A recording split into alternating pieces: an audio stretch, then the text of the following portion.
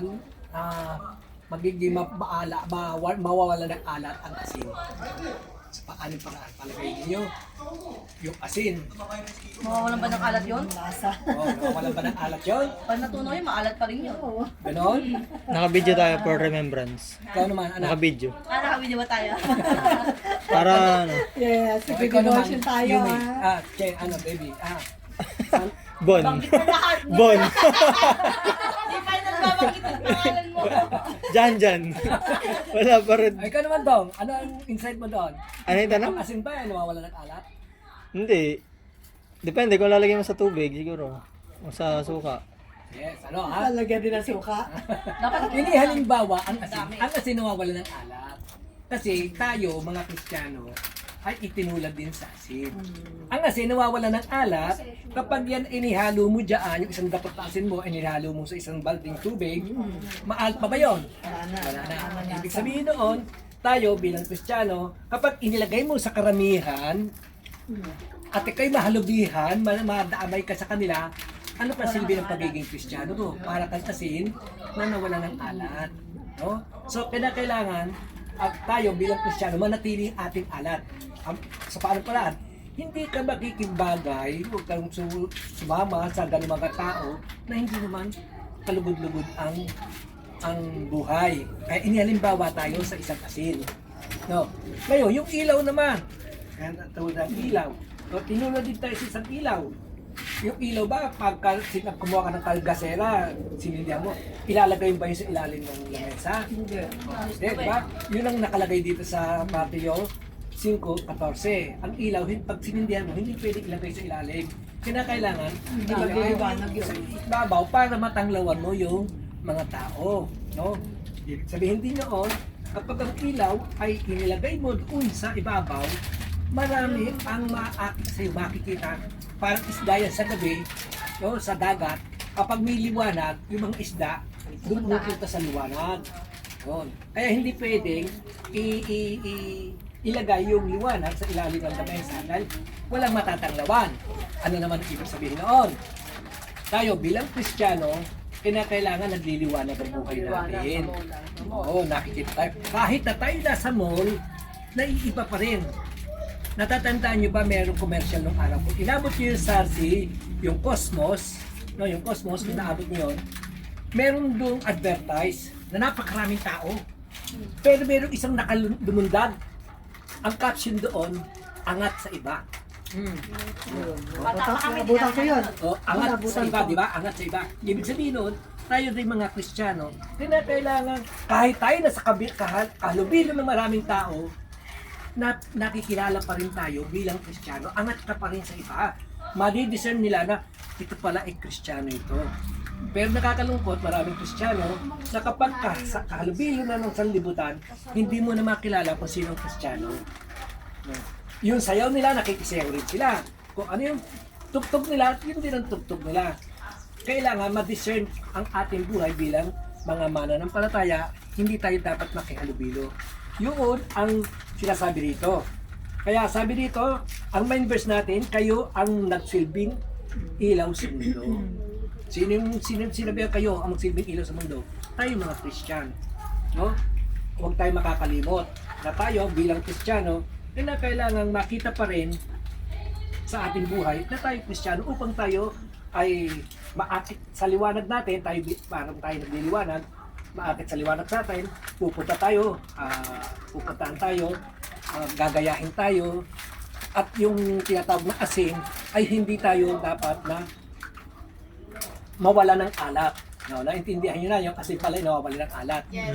Bilang Kristiyano, hindi tayo, yung asin, mawala ng alat yan. Kapag yung isang dakot na asin, inihalo mo sa isang drum na tubig, wala yun. Sabihin, ano yung isang drum na tubig? Yun ang sanlibutan. Ano silbi na isang dakot ng asin? Kung ihalo mo sa tubig na isang drum, wala na. Yun ang buhay ng Kristiyano. Tayo Kristiyano. Oo. Inihalo sa... Pag-imas ng libutan pa, inihalo na. Madali mahawa. Yung ganoon. Kaya hindi... Pag nakiayon. O, pag nakiayon, yes. Kaya yung tanong ko, nawawalan ba ang alat ng asin? Yes. Naliwanagan nyo na hindi mawawalan. Bilang Kristiyano, tayo ay tinulad sa asin. Okay. Ngayon, ang pamagat nito ay sumasalamin sa liwanag. Intro pa lang pala yan? Ito pala. Akala ko tapos na eh. Intro pa lang? Parang talaga si James Bond eh. Akala ko final na eh. Sa liwanag. Kala ko, ano na eh, matatapos na eh. Pala, ito dapat James Bond pala yan. Gulat nga ako eh. Sabi ko, kasi yun na yung verse eh. Yun na yun. In-explain na eh. Okay na eh. Pwede naman na naman. Intro pa lang yun. Mamaya. Ang pamagat ay sumasalamin sa liwanag. O, tatanungin ko kayo, anong pagkaintindi niyo sa sumasalamin sa liwanag? O, tatanungin ulit kayo. Salamin sa liwanag. O, sinong magbibigay ng insight? Si Yesha. Si nanay, sasagot. Nanay daw. Sumasalamin sa liwanag. Talaga? Ay, paliwanag. Hoy, masagot si Sander. Alam ni Sander yan. Iniisip na. Si Sander mag-ano. O, Sander, ano Explain lang. Kahit ano. Kahit ano. Sinong sasagot doon? Sumasalamin sa liwanag. Pareho ng ano, liwanag. Nakikita rin yung liwanag sa kanya. O, ikaw, ano yung ano? Ano yung sumasalamin sa liwanag? Ikaw? Saka yung ano, dapat nagre-reflect sa atin. Ayun. Gumagaya sa... O, yeah, Pinapun sa ano, nagre-reflect sa atin yun eh. No? Pag Sumasalamin mo. Kristiyano. Sumasalamin sa liwanag. Okay. Ayan ang isang kwento. No? Tingnan natin ang kwento. Pagkaing spiritual 12. Kawawa naman itong akin. Matapos na, di ba yung gano'n yan? Sabing gano'n. Magkagalit kami ni nanay. Sa wakas, isang araw, pumayag na rin siyang magkita kami. Medyo malayo sa akin ang lugar at nakaalis na siya bago pa ako dumating. Ayun, ano? Nakaalis na siya bago pa kami dumating. Mabuti hindi kayo umalis bago kami dumating. Parang nga namin kayo yung umalis eh. Malayo ng galingan ninyo eh. Pupunta mama, walang tao eh. Hindi akala namin, nakalis na kayo. Ayun, oh, kita Baka mo na. nakauwi na raw. Okay. Sabi ko nga eh. Sabi nyo nga, medyo malayo sa akin ang lugar at nakaalis na siya bago ako dumating. O, buti hindi kayo dumating, ano? Ay, hindi kayo umalis. Sa galit ko, sinulatan ko siya ng isang liham. Pero dama kong inuudyukan ako ng Diyos na tumugon ng may pag-ibig. Kaya binago ko ang laman ng liham. Matapos niya itong mabasa, tinawagan niya ako, sabi niya, nagbago ka na. So, Bago na. yung salitang yun, nagbago ka na. Alam ng nanay kung sino yung anak niya. Di ba? Sa mga kapatid, nung salitang nagbago ka na, hindi ganun dati ang kanyang anak. Di ba? Hindi dating ganun ang kanyang anak. Hindi niya alam, ang anak niya ay naging Christian. Kaya sabi niya nagbago ka na.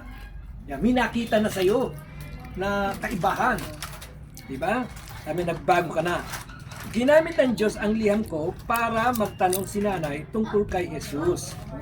Kinalaunan, tinanggap niya si Jesus bilang sariling tagapagligtas. O, kita mo? Yung ano rito, ginamit na ano rito. Pamagitan buhay natin na nakaugnay kay Kristo, di ba? Yung galit na naglalatang sa ada, namumuo sa ating dibdib, pinalitan niya ni Lord. Binagtian ng pag-ibig. Kaya sa halip na galit ang kanyang binigay sa nanay niya, ibang salita ang narinig ng nanay niya. Kaya sabi niya, nagbago ka na anak. So, sa Matthew 5, sinabi ni Jesus sa mga alagad niya na sila ang ilaw sa mundo.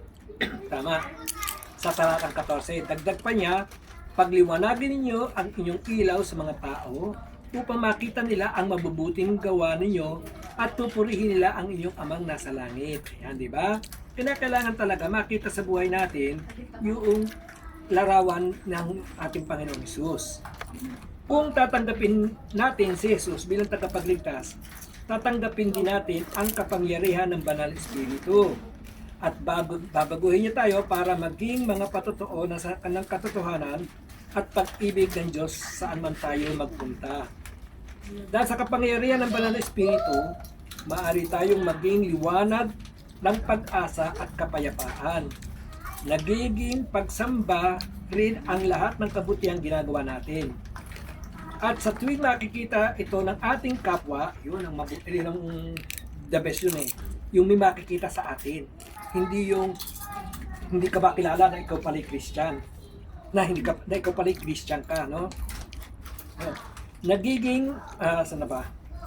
Nakikita nilang buhay ang ating pagtitiwala sa Diyos.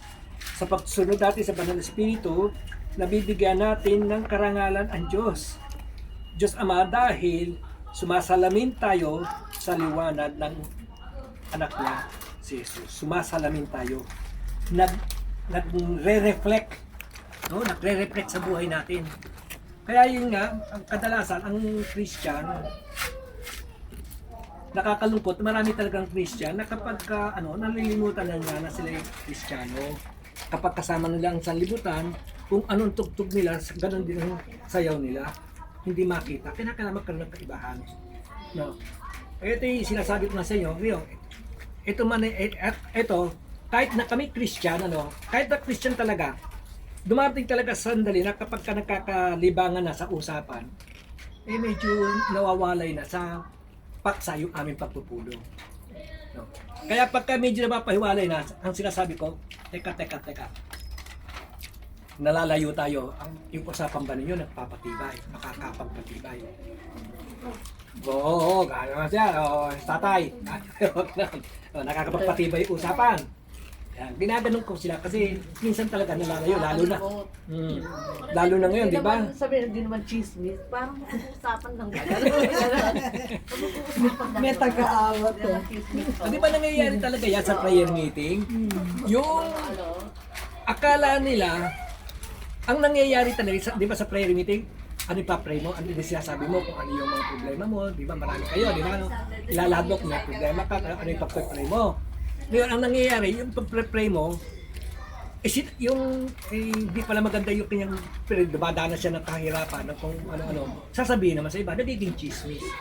No? Pero dapat, yung pag pinag-pray doon sa ganung pagdating ng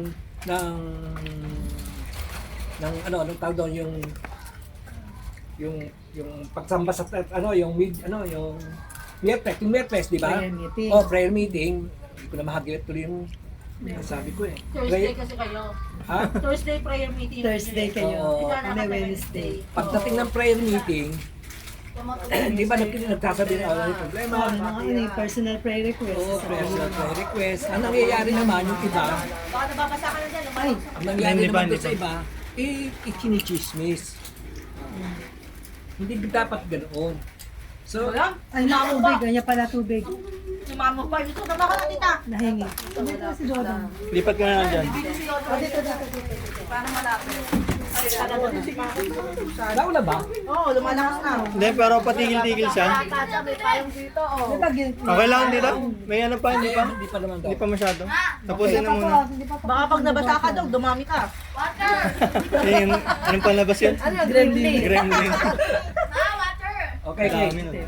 So, sa ating, dito may tanong tayo bago tayo magtapos, no? Nakita mo na rin ba ang liwanag ng Jesus sa buhay ng ibang tao? Yan. Sabing ganon, nakita mo na rin ba ang liwanag ng Jesus sa buhay ng ibang tao? Meron ba kayong karanasan? Meron ba kayong nakita?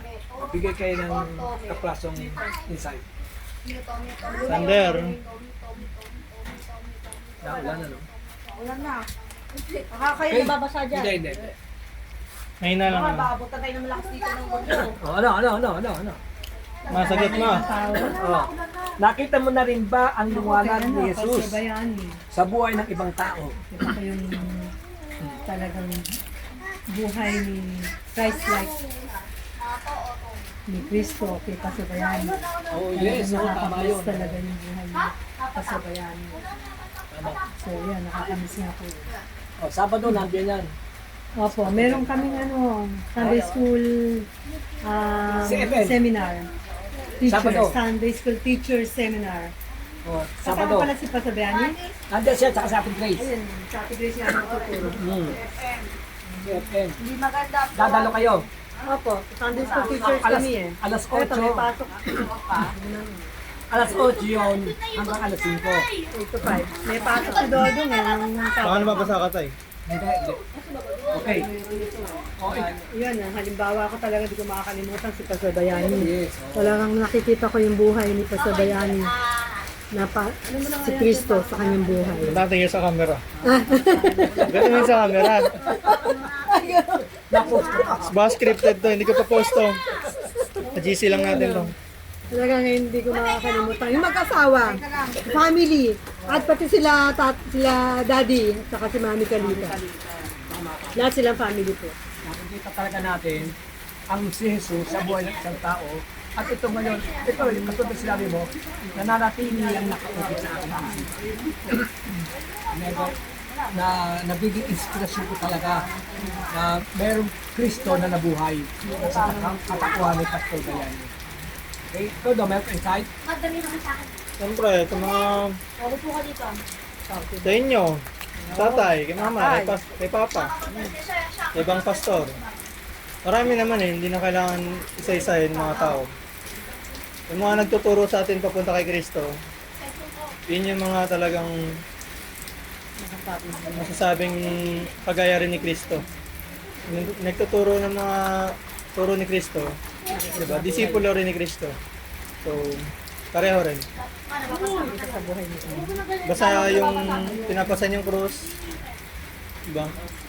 Pinusunod yung mga utos, malayo sa kasalanan. Kagaya ni Kristo. Okay.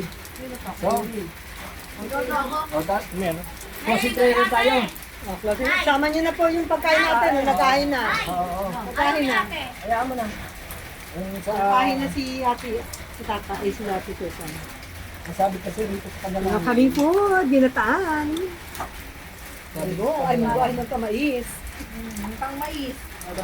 20 lang, 20. Wow, mainit pa, 20 na. Ente, mura na yan. Mura na yan. At tinalak natin doon sa pag nasa baba. okay, sabi pa namin, O Diyos, magliwanag po nawa ang pag-ibig mo sa akin upang mahikayat ang iba na magtiwala rin sa iyo. Evangelism pa rin. No? Sharing pa rin sa ibang tao na makahikayat tayo. Sa pamagitan ng buhay natin, mahikayat natin ibang tao na lumapit sa kay Kristo. Okay, tayo manalangin. Prayer lang tayo. Amang Diyos na makapangyarihan sa lahat. Kami po ay nagpapasalamat sa iyo sa napakagandang oras na ito, Panginoon, ng panahon na bagamat Panginoon Diyos ay nag-uulan, hindi po ito nakahadlang upang pumunta kami dito, Panginoon, sa libingan ng mga mahal namin sa buhay. Ito po, Lord, ay ito po ang nag-aakay sa amin upang ganapin po ito taon-taon. At maging sila, si Rose, Panginoon, salamat po sa buhay nila. Bagamat malayo po ang kanyang pinanggalingan, ay darito pa rin sila, Panginoon, dumadalaw sa kanilang magulang, Panginoon Diyos. Pinupuri ka namin sa sasalamatan at patuloy, Lord, na hinihingi namin ang paggabay ng iyong Banal Espiritu sa ating mga anak nito na babalik sa karosa at maging kami, Panginoon Diyos. At sa aming po pansamantalang pagpigil dito ay iingatan mo kami at magdama namin ni Lord ang iyong pasensya. In the name of Jesus we pray. Amen. Amen. Picture tayo.